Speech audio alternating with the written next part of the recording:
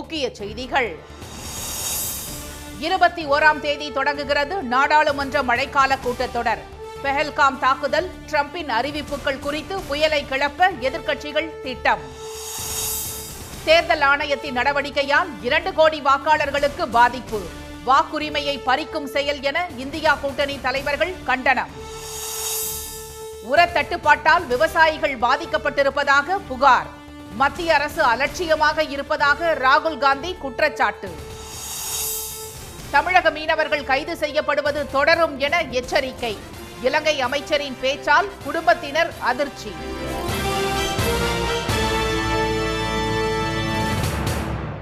வணக்கம். வணக்கம். நாடாளுமன்ற மழைக்கால கூட்டத்தொடர் வரும் 21ஆம் தேதி துவங்கி அடுத்த மாதம் 21ஆம் தேதி வரை நடைபெறும் என அறிவிக்கப்பட்டுள்ளது.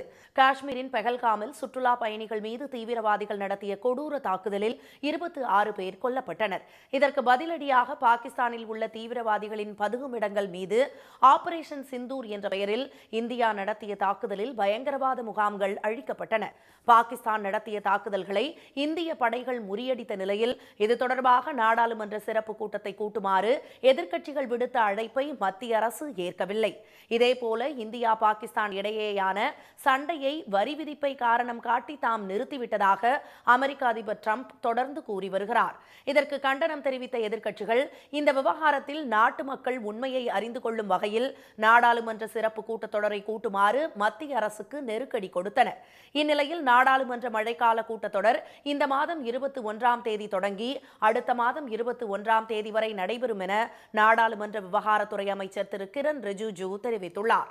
இதனை எக்ஸ் தளத்தில் பதிவிட்டுள்ள அவர், கூட்டத்தொடருக்கு குடியரசுத் தலைவர் திருமதி திரௌபதி முர்மு ஒப்புதல் அளித்திருப்பதாகவும் சுதந்திர தினத்தை கருத்தில் கொண்டு அடுத்த மாதம் 13, 14ஆம் தேதிகளில் கூட்டத்தொடர் நடைபெறாது என்றும் கூறியுள்ளார்.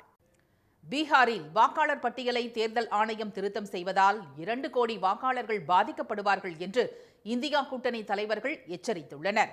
பீகார் சட்டமன்ற தேர்தல் வரும் அக்டோபர் அல்லது நவம்பர் மாதத்தில் நடைபெறும் என எதிர்பார்க்கப்படுகிறது. தற்போதைய நிலவரப்படி அந்த மாநிலத்தில் சுமார் 7 கோடியே 75 லட்சம் வாக்காளர்கள் உள்ளனர். இந்த நிலையில் பீகாரில் வாக்காளர் பட்டியல்களில் சிறப்பு தீவிர திருத்தம் நடத்தப் போவதாக தேர்தல் ஆணையம் அறிவித்துள்ளது. சட்டவிரோதமாக குடியேறியவர்கள் வாக்காளர் பட்டியலில் சேர்க்கப்படாமல் இருப்பதை உறுதி செய்ய கூடுதல் நடவடிக்கை எடுத்துள்ளதாக தேர்தல் ஆணையம் தெரிவித்துள்ளது. அதன்படி 2003ஆம் ஆண்டு வாக்காளர்கள் பட்டியலில் இடம்பெற்றுள்ளவர்களை தவிர மற்ற வாக்காளர்கள் அனைவரும் தங்களது அல்லது பெற்றோரின் பிறப்புச் சான்றிதழை சமர்ப்பித்து வாக்காளர் பட்டியலில் பெயரை உறுதிப்படுத்த வேண்டும் என்று தேர்தல் ஆணையம் புதிய அறிவிப்பை வெளியிட்டது. இதற்கு இந்தியா கூட்டணி கடும் எதிர்ப்பு தெரிவித்துள்ளது. இது தொடர்பாக காங்கிரஸ் எம்பி திரு அபிஷேக் மனு சிங்வி, ராஷ்டிரிய ஜனதா தள மூத்த தலைவர் திரு மனோஜ் ஜா, இந்திய கம்யூனிஸ்ட் விடுதலை பிரிவு தலைவர் திரு தீபங்கர் பட்டாச்சாரியா உள்ளிட்ட இந்தியா கூட்டணியைச் சேர்ந்த 20 தலைவர்கள் டெல்லியில் தேர்தல் ஆணையர்களை நேரில் சந்தித்து பேசினர். அப்போது பீகார் வாக்காளர் பட்டியலில் சிறப்பு தீவிர திருத்த நடவடிக்கையை கைவிடுமாறு கேட்டுக்கொண்டனர். மேலும் தேர்தல் ஆணையத்தின் நடவடிக்கையால் சுமார் 2 கோடி வாக்காளர்கள் பாதிக்கப்படுவார்கள் என்றும் அவர்கள் எடுத்துரைத்தனர். இவ்வாறு வாக்காளர்களின் உரிமையை பறிப்பது என்பது அரசியல் அமைப்பின் அடிப்படை கட்டமைப்பின் மீதான மிகப்பெரிய தாக்குதல் என்று காங்கிரஸ் எம்பி திரு அபிஷேக் மனு சிங்வி விமர்சித்துள்ளார். கடந்த 22 ஆண்டுகளில் பீகாரில் 4-5 முறை சட்டமன்ற தேர்தல் நடந்துள்ள நிலையில் இத்தனை ஆண்டுகளாக வாக்காளர்களாக சேர்க்கப்பட்டவர்களை குறிவைத்து நடவடிக்கை எடுப்பது ஏன் என்று அவர் கேள்வி எழுப்பியுள்ளார். பீகாரில் 20% மக்கள் வேலைக்காக வெளி மாநிலத்திற்கு குடிபெயர்ந்துள்ள நிலையில் அவர்களால் உடனடியாக திருப்பி உரிய ஆவணத்தை சமர்ப்பிப்பது சாத்தியமில்லாதது என்றும் இந்தியா கூட்டணி கட்சி தலைவர்கள் கூறியுள்ளனர். பீகாரில் கடைபிடிக்கப்படும் சிறப்பு தீவிர திருத்த நடைமுறை அடுத்த ஆண்டு தேர்தல் நடைபெறவுள்ள தமிழ்நாடு, புதுச்சேரி, கேரளா, அஸ்ஸாம் மற்றும் மேற்கு வங்கத்திலும் மேற்கொள்ளப்பட இருப்பதாக கூறப்படுகிறது. அத்தியாவசிய உரங்களுக்கு ஏற்பட்டுள்ள பற்றாக்குறையால் பாதிக்கப்பட்டுள்ள விவசாயிகளுக்கு உதவ மத்திய அரசு எந்த நடவடிக்கையும் எடுக்கவில்லை என்று மக்களவை எதிர்க்கட்சித் தலைவர் திரு ராகுல் காந்தி குற்றம் சாட்டியுள்ளார். விவசாய நாடு என கொண்டாடப்படும் இந்தியாவில் உரத்திற்கு தற்போது கடும் தட்டுப்பாடு நிலவி வருகிறது. சீனாவிலிருந்து 80% சிறப்பு உரங்களை இந்தியா ஆண்டுதோறும் இறக்குமதி செய்து வந்த நிலையிலும் திடீரென உரங்கள் வழங்குவதை சீனா நிறுத்தி வைத்துள்ளது என்றும் திரு ராகுல் காந்தி தமது எக்ஸ் வலைதள பக்கத்தில் வெளியிட்டுள்ள பதிவில் விமர்சித்துள்ளார். மேலும் பாதிக்கப்பட்டுள்ள விவசாயிகளுக்கு உதவ மத்திய அரசு எந்த நடவடிக்கையும் எடுக்கவில்லை என்று அவர் குறிப்பிட்டுள்ளார். மேலும் சீனாவிலிருந்து இறக்குமதி செய்யப்படும் சிறப்பு உரங்களின் விநியோகம் திடீரென நிறுத்தப்பட்டுள்ளதாக சுட்டிக்காட்டியுள்ள அவர் இந்த நிலை இந்திய விவசாயத்திற்கு பெரும் அச்சுறுத்தலாக மாறும் என்றும் விமர்சித்துள்ளார். ஒருபுறம் பிரதமர் திரு மோடி உரப்பைகளில் தனது புகைப்படங்களை அச்சிடுகிறார், மறுபுறம் நமது விவசாயிகள் சீன உரங்களை சார்ந்து விவசாயம் செய்ய வேண்டிய நிலை உள்ளது என்றும் அவர் விமர்சித்துள்ளார்.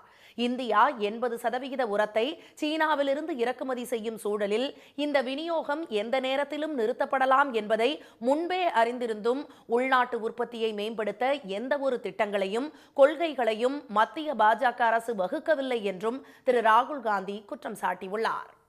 இலங்கை கடற்பகுதியில் தமிழக மீனவர்கள் அத்துமீறி நுழைந்தால் கைது செய்வதும் படகுகளை பறிமுதல் செய்வதும் தொடரும் என்று இலங்கை அரசு எச்சரித்திருப்பது மீனவர்களிடையே அதிர்ச்சியை ஏற்படுத்தியுள்ளது. எல்லை தாண்டி மீன்பிடித்ததாக கூறி தமிழக மீனவர்களை நடுக்கடலில் இலங்கை கடற்படையினர் கைது செய்யும் சம்பவங்கள் பல வருடங்களாக தொடர்ந்து அரங்கேறி வருகின்றன. மேலும் பல கோடி ரூபாய் மதிப்புள்ள மீனவர்களின் விசைப்படகுகளை பறிமுதல் செய்து அரசுடைமையாக்குவது போன்ற நடவடிக்கைகளையும் இலங்கை அரசு மேற்கொண்டு வருகிறது. இது தொடர்பாக பிரதமர் மற்றும் வெளியுறவுத்துறை அமைச்சருக்கு முதலமைச்சர் திரு மு க ஸ்டாலின் பலமுறை கடிதம் எழுதியும் மத்திய அரசு உரிய கவனம் செலுத்தாமல் உள்ளது. இந்நிலையில் கொழும்புவில் செய்தியாளர்களிடம் பேசிய இலங்கை மீன்வளத்துறை அமைச்சர் திரு ராமலிங்கம் சந்திரசேகர், இலங்கை கடல் எல்லையில் தமிழக மீனவர்கள் மீன்பிடிக்கும் சம்பவங்கள் மீன்பிடி தடைக்காலத்தில் குறைந்திருந்த நிலையில் தற்போது மீண்டும் அதிகரித்து வருவதாக குற்றம் சாட்டியுள்ளார். கடந்த திங்கட்கிழமை அதிகாலை மன்னார் வளைகுடா அருகே ராமேஸ்வரத்தைச் சேர்ந்த 7 மீனவர்கள் கைது செய்யப்பட்ட சம்பவம் குறித்து பதில் அளித்த இலங்கை அமைச்சர், சட்டவிரோதமாக மீன்பிடிக்கும் மீனவர்களை கைது செய்ய இலங்கை கடற்படைக்கு கூடுதல் அதிகாரம் வழங்கப்பட்டுள்ளதாகவும் தெரிவித்தார். பாக் ஜலசந்தி பகுதியில் இரு நாட்டு மீனவர்களிடையே தொடர்ந்து மோதல் போக்கு நீடித்து வரும் நிலையில் அதற்கு தீர்வு காணும் வகையில் 2016ஆம் ஆண்டு இந்திய இலங்கை அரசுகள் இணைந்து ஒரு கூட்டு நடவடிக்கை குழுவை அமைத்தன. எனினும் சுமார் 10 ஆண்டுகள் ஆகும் நிலையில் அந்த குழு குறிப்பிடத்தக்க வகையில் எந்த நடவடிக்கையையும் மேற்கொள்ளவில்லை என்று தமிழக மீனவர்கள் தரப்பில் குற்றம் சாட்டப்படுகிறது. ஹிமாச்சல பிரதேசத்தில் பெய்து வரும் கனமழை, மேகவெடிப்பு மற்றும் திடீர் வெள்ளப்பெருக்கு காரணமாக கடந்த 30 மணி நேரத்தில் மட்டும் 10 பேர் உயிரிழந்துள்ளனர். அந்த மாநிலத்தில் கடந்த 20ஆம் தேதி பருவமழை தொடங்கியதிலிருந்து கடும் அழிவை சந்தித்து வருகிறது. நேற்று முன்தினம் மட்டும் 11 மேகவெடிப்பு சம்பவங்கள், 4 இடங்களில் திடீர் வெள்ளம் மற்றும் நிலச்சரிவும் ஏற்பட்டது. வெள்ளப்பெருக்கு காரணமாக 10 பேர் உயிரிழந்தனர். மாயமான 30ற்கும் மேற்பட்டோரை தேடும் பணி முடுக்கிவிடப்பட்டுள்ளது. அதிகபட்சமாக மாண்டி மாவட்ட 2 நாட்களில் மட்டும் 26 சென்டிமீட்டர் மழை கொட்டி தீர்த்தது. முக்கிய ஆறுகள் மற்றும் ஓடைகளில் வெள்ளப்பெருக்கு ஏற்பட்டுள்ளதை அடுத்து திரும்பிய திசையெல்லாம் தண்ணீராகவே காட்சியளிக்கிறது.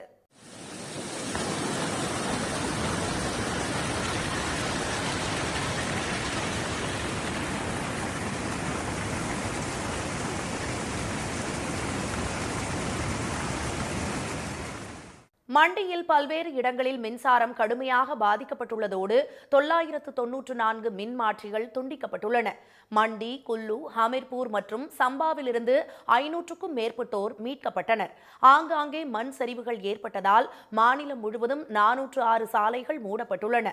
பண்டோ அணையின் நீர்மட்டம் 2922 அடியாக உயர்ந்து அபாய அளவை எட்டியதை அடுத்து வினாடிக்கு 1.5 லட்சம் கன அடி தண்ணீர் வெளியேற்றப்பட்டுள்ளது.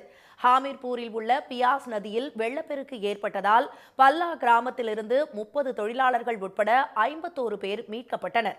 கடந்த 20ஆம் தேதி பருவமழை தொடங்கியதிலிருந்து ஹிமாச்சல பிரதேசம் 500 கோடி ரூபாய் இழப்பை சந்தித்துள்ளதாக மதிப்பிடப்பட்டுள்ளது. பீக் அவர்ஸ் எனப்படும் போக்குவரத்து நெரிசல் மிகுந்த நேரங்களில் 2 மடங்கு கட்டணம் வசூலிக்க ஓலா, ஊபர், ராபிடோ உள்ளிட்ட நிறுவனங்களுக்கு மத்திய அரசு அனுமதி அளித்திருப்பது பொதுமக்களிடையே அதிர்ச்சியை ஏற்படுத்தியுள்ளது. வாடகை கார், பைக் மற்றும் ஆட்டோக்களை இயக்கும் ஓலா, ஊபர், ராபிடோ உள்ளிட்ட நிறுவனங்கள் தங்கள் விதிமுறைக்கு ஏற்ப கட்டணங்களை நிர்ணயம் செய்துள்ளன. இவர்களுக்கென மத்திய சாலை போக்குவரத்து மற்றும் நெடுஞ்சாலை அமைச்சகமும் அவ்வப்போது வழிகாட்டு நெறிமுறைகளை அறிவித்து வருகின்றன.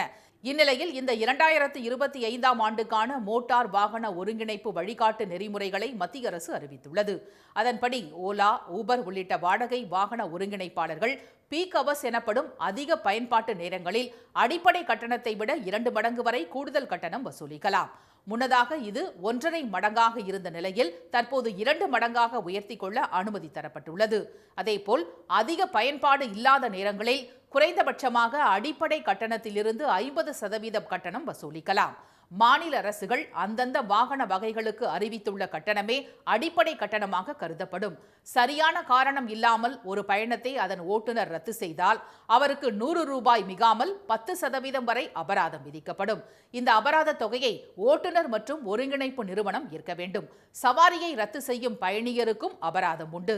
வாடிக்கையாளர்கள் புறப்படும் இடத்தில் இருந்துதான் வாடகை கட்டணம் வசூல் செய்யப்பட வேண்டும் என்றும் அறிவுறுத்தப்பட்டுள்ளனர். கொடைக்கானலுக்கு செல்ல இ பாஸ் நடைமுறை தொடரும் என திண்டுக்கல் மாவட்ட ஆட்சியர் தெரிவித்துள்ளார். திண்டுக்கல் மாவட்டம் கொடைக்கானலுக்கு செல்லும் அனைத்து வாகனங்களுக்கும் epass.tnega.org என்ற இணையதளத்தில் உரிய விவரங்களை உள்ளீடு செய்து இ பாஸ் பெற்று பயணிக்கும் முறை கடந்த 2024ஆம் ஆண்டு மே 7ஆம் தேதி முதல் நடைமுறையில் உள்ளது. இதற்கு வணிகர்கள் மற்றும் சுற்றுலா வழிகாட்டிகள் உள்ளிட்டோர் எதிர்ப்பு தெரிவித்தாலும் இ பாஸ் நடைமுறை அமலில் உள்ளது. இந்நிலையில் கொடைக்கானல் பகுதியில் உள்ள இயற்கை வளங்கள் மற்றும் விலங்குகளை பாதுகாக்கும் வகையிலும் மறு உத்தரவு வரும் வரை இ பாஸ் நடைமுறை தொடரும் என மாவட்ட ஆட்சியர் திரு சரவணன் தெரிவித்துள்ளார். சுற்றுலா பயணிகளின் வாகன போக்குவரத்து நெரிசலை கட்டுப்படுத்தும் பொருட்டு வார நாட்களில் 4000 வாகனங்களுக்கும் வார இறுதி நாட்களில் 6000 வாகனங்களுக்கும் இ பாஸ் பெற்று கொடைக்கானலுக்கு செல்லலாம். அரசு பேருந்துகள், உள்ளூர் வாகனங்கள், விவசாய பொருட்கள் மற்றும் சரக்கு பொருட்கள் கொண்டு செல்லும் வாகனங்களுக்கு இ பாஸ் பெற ஏற்கனவே விலக்கு அளிக்கப்பட்டிருப்பதும் தொடரும். கொடைக்கானல் மற்றும் அதனை சுற்றியுள்ள மலைப்பகுதிகளில் ஒருமுறை மட்டுமே பயன்படுத்தக்கூடிய பிளாஸ்டிக் பொருட்கள், 5 லிட்டருக்கு குறைவாக உள்ள தண்ணீர் பாட்டில்கள் மற்றும் அனைத்து வகையான குளிர்பான பாட்டில்கள் தடை செய்யப்பட்டுள்ளன என்பது குறிப்பிடத்தக்கது. சிவகாசி பட்டாசு தொழிற்சாலை விபத்துக்களை தடுக்க மினியேச்சர் தொழிற்சாலைகளை உருவாக்க வேண்டும் என்று பட்டாசு தயாரிப்பாளர்கள் தமிழ்நாடு அரசுக்கு கோரிக்கை வைத்துள்ளனர். சிவகாசி சுற்றுவட்டார பகுதிகளில் தொடர்ந்து பட்டாசு தொழிற்சாலை வெடி விபத்துக்கள் ஏற்பட்டு தொழிலாளர்கள் உயிரிழக்கும் சம்பவம் அதிகரித்து வருகிறது. இந்நிலையில் பட்டாசு தொழிற்சாலை விபத்தை தடுக்க தமிழ்நாடு பட்டாசு மற்றும் கேப் வெடி தயாரிப்பாளர்கள் சங்கத்தினர் மேற்கொண்ட ஆய்வுக் கூட்டத்தில் விழிப்புணர்வு குறித்து ஆலோசனை நடத்தினர். இது தொடர்பாக செய்தியாளர்களிடம் பேசிய அச்சங்கத்தின் தலைவர் திரு கணேசன், முறையாக பாதுகாப்பு விதிமுறைகளை கடைபிடித்தால் விபத்து மற்றும் பாதிப்பின் அளவு குறையும் என்று தெரிவித்தார். முறையான கட்டமைப்பு வசதிகளை அனைத்து தொழிற்சாலைகளும் மேற்கொள்ள வேண்டும் என்று அவர் கேட்டுக்கொண்டார். இந்த இன்ஃப்ராஸ்ட்ரக்சர்ஸ் இல்லாத தொழிற்சாலைகள்ல நீங்க சொன்ன மாதிரி இந்த ஏரியல் பட்டாசுகள் பண்றதுக்கு அனுமதி கிடையாது. இது நாக்பூர் லைசன்ஸாவே இருந்தால் கூட அந்த இன்ஃப்ராஸ்ட்ரக்சர்ஸ் கண்டிப்பா இருக்கணும் அப்படிங்கிறத டிபார்ட்மெண்ட் ஆஃப் எக்ஸ்ப்ளோசிவ்ஸ் சொல்லிக்கிட்டு தான் இருக்காங்க. உரிய பாதுகாப்பு வசதிகள் இல்லாமல் பட்டாசு உற்பத்தி மேற்கொள்வதை முற்றிலுமாக தவிர்க்க வேண்டும் என்று அவர் வலியுறுத்தினார். தொழிற்சாலைகளில் ரசாயன கலவை செய்யும் பணிகளுக்கு இயந்திரம் பயன்படுத்த முன்வர வேண்டும் என்றும் திரு கணேசன் கேட்டுக்கொண்டார். பருத்தி விவசாயத்தை ஊக்குவிக்க ஊக்கத்தொகை வழங்க வேண்டும் என்று டெல்டா மாவட்ட விவசாயிகள் கோரிக்கை விடுத்துள்ளனர். காவிரி டெல்டா பாசன பகுதிகளில் கோடையில் அதிக அளவில் பருத்தி சாகுபடி செய்வது வழக்கம். இந்த நிலையில் ஒருங்கிணைந்த தஞ்சாவூர் மாவட்டத்தில் கடந்த 3 வாரங்களாக பருத்தி ஏலம் நடைபெற்று வருகிறது. கும்பகோணம் ஒழுங்குமுறை விற்பனை கூடத்தில் நேற்று நடைபெற்ற பருத்தி ஏலத்தினை ஆய்வு செய்த வேளாண் விற்பனை மற்றும் வணிகத்துறை ஆணையர் திரு ஆப்ரஹாம் விவசாயிகளின் குறைகளை கேட்டறிந்தார். 1.5 கோடி ரூபாய் மதிப்பிற்கு 200 மெட்ரிக் டன் எடை கொண்ட பருத்தி பொதிகள் ஏலம் விடப்பட்டது. தரமான பருத்தி குவிண்டால் 7,463 ரூபாய்க்கும், சாதாரண பருத்தி 5,899 ரூபாய்க்கும் ஏலம் போனது. இந்த விலை தங்களுக்கு கட்டுப்படியாகவில்லை என்று விவசாயிகள் கூறினர். விவசாயிகளுக்கு விவசாயம் பண்றதுக்கு ஊக்கப்படுத்தக்கூடிய நிலையில ஊக்கத்தொகைன்னு கொடுத்து பருத்தி விவசாயத்தை பெருக்கிறதுக்கு அரசும் வியாபாரிகளும் எங்களுக்கு ஊக்கம் கொடுக்கணுங்கிறத தெரிவிச்சுக்கிறேன். மகாராஷ்டிரா, ஆந்திரா மற்றும் தமிழகத்தின் பல்வேறு பகுதிகளிலிருந்து வந்திருந்த 12 வியாபாரிகள் ஏலத்தில் கலந்து கொண்டனர். பருத்தி கிலோ 100 ரூபாய் அளவிற்கு விற்பனையானால்தான் கட்டுப்படியாகும் என கூறி பல்வேறு இடங்களில் விவசாயிகள் போராட்டத்தில் ஈடுபட்டு வருகின்றனர். வேதாரண்யம் அருகே குறுவை சாகுபடிக்கு தண்ணீர் திறந்துவிடக் கோரி விவசாயிகள் சாலை மறியலில் ஈடுபட்டதால் போக்குவரத்து பாதிக்கப்பட்டது. மேட்டூர் அணையிலிருந்து கடந்த மாதம் 12ஆம் தேதி தண்ணீர் திறந்து 20 நாட்கள் ஆகியும் கடைமடை பகுதிக்கு முழுமையாக தண்ணீர் வராததால் வாய்க்கால்களில் தண்ணீர் இல்லை என கூறப்படுகிறது. இந்நிலையில் நாகை மாவட்டம் வேதாரண்யம் தாலுகாவுக்கு உட்பட்ட தலைஞாயிறு பகுதிக்கு குறுவை சாகுபடிக்கு தேவையான தண்ணீர் சென்றடையவில்லை என குற்றம் சாட்டிய விவசாயிகள் 20 நாட்களுக்கும் மேலாக குறுவை சாகுபடிக்கு நெல் விதைப்பு பணிகள் நடைபெற்று முடிந்த நிலையில் தேவையான நீர் இல்லாமல் விதைகள் முளைக்காமல் உள்ளதாக கூறினர். பயிர்கள் கருகுவதால் பாசனத்துக்கு உடனே தண்ணீர் திறந்துவிடக் கோரி ஆலங்குடி பேருந்து நிறுத்தம் எதிரே விவசாயிகள் மறியல் போராட்டத்தில் ஈடுபட்டனர். ஈசிஆர் சாலையில் மறியலால் திருத்துறைப்பூண்டி நாகப்பட்டினம் இடையே 2 மணி நேரம் போக்குவரத்து பாதிக்கப்பட்டது. சம்பவ இடத்திற்கு சென்ற பொதுப்பணித்துறை அதிகாரிகள் 5 நாட்களுக்கு தொடர்ந்து தண்ணீர் திறந்துவிடப்படும் என கூறியதை அடுத்து சாலை மறியல் விலக்கிக் கொள்ளப்பட்டது. தமிழ்நாட்டில் பகலில் வெயில் சுட்டெரித்த நிலையில் நேற்றிரவில் சென்னை உட்பட பல்வேறு இடங்களில் கனமழை கொட்டியது. கடந்த 10 நாட்கள் சென்னையில் வறண்ட வானிலையே நிலவியதால் வெப்பநிலையும் கணிசமாக உயர்ந்தது. அதிகபட்சமாக மதுரையில் 102 டிகிரி பாரன்ஹீட் வெயில் கொளுத்தியது. அதே சமயம் சென்னையில் பல்வேறு இடங்களில் இடி மின்னலுடன் பலத்த மழை கொட்டியது. திருவள்ளூர், ஊத்துக்கோட்டை, பெண்ணலூர்பேட்டை, மணவாள நகர், கடம்பத்தூர், பேரம்பாக்கம், திருமழிசை உள்ளிட்ட இடங்களில் விட்டுவிட்டு மழை பெய்தது. திருவொற்றியூர், வண்ணாரப்பேட்டை, மணலி உள்ளிட்ட பகுதிகளில் இடியுடன் பலத்த மழை கொட்டியது. விழுப்புரம், திருக்கோவிலூர், அரகண்டநல்லூர், மணம்பூண்டி, தேவனூர் உள்ளிட்ட பகுதிகளில் கனமழை பெய்தது. சேலம் மாவட்டம் வாழப்பாடி, வில்லாரிபாளையம், தாண்டனூர் மற்றும் அதன் சுற்றுவட்டார பகுதிகளில் மழை பெய்தது. இதனிடையே மேற்கு திசை காற்றின் வேக மாறுபாடு காரணமாக அடுத்த 3 நாட்களுக்கு தமிழ்நாடு மற்றும் புதுச்சேரியில் இடி மின்னலுடன் மழை பெய்ய வாய்ப்புள்ளதாக சென்னை வானிலை மையம் கணித்துள்ளது. சென்னையில் இன்று மழை பெய்ய வாய்ப்புள்ளதாக வானிலை மையம் அறிவித்துள்ளது. மீண்டும் முக்கிய செய்திகள். நாடாளுமன்ற மழைக்கால கூட்டத்தொடர் வரும் 21ஆம் தேதி தொடங்கி அடுத்த மாதம் 21ஆம் தேதி வரை நடைபெறும் என அறிவிக்கப்பட்டுள்ளது. பீகாரில் வாக்காளர் பட்டியலை தேர்தல் ஆணையம் திருத்தம் செய்வதால் 2 கோடி வாக்காளர்கள் பாதிக்கப்படுவார்கள் என்று இந்தியா கூட்டணி தலைவர்கள் எச்சரித்துள்ளனர். அத்தியாவசிய உரங்களுக்கு ஏற்பட்டுள்ள பற்றாக்குறையால் பாதிக்கப்பட்டுள்ள விவசாயிகளுக்கு உதவ மத்திய அரசு எந்த நடவடிக்கையும் எடுக்கவில்லை என்று ராகுல் காந்தி குற்றம் சாட்டியுள்ளார். இத்துடன் இந்த செய்திகள் நிறைவடைந்தன. மீண்டும் சன் டிவியில் செய்திகள் மாலை 6 மணிக்கு. செய்திகளை உடனுக்குடன் தெரிந்து கொள்ள QR கோடை ஸ்கேன் செய்து சன் நியூஸ் வாட்ஸ்அப் சேனலில் இணைந்திருங்கள். வணக்கம். வணக்கம்.